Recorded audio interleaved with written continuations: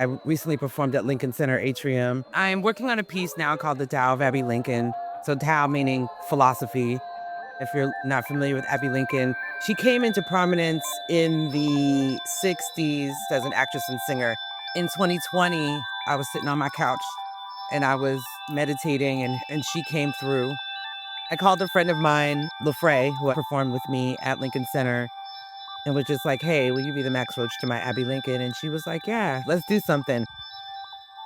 Where are the African gods? Did they leave us on our journey over here? Will we know them when they suddenly appear? The ones dismissed with voodoo, rock and roll, and all that jazz, and jungle mumbo jumbo, and a razzmatazz. Where are the African gods? Abby was a poet. She actually had a book of poetry that was unpublished, but it just so happened that in her obituary, it lists the name of the book, and came to find out that the book is actually in her archive.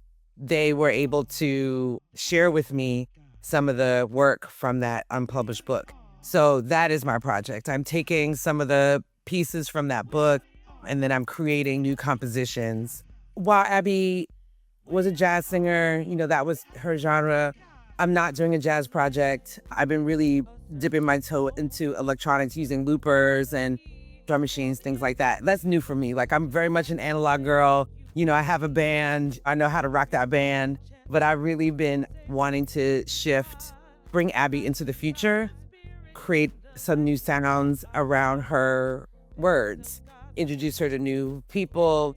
And I feel like everything that I've pulled from her archive, for better or for worse, it's like things are still relevant. We're in this world that we're in, you know what I mean? So I think that everything is on time, everything works as it should. The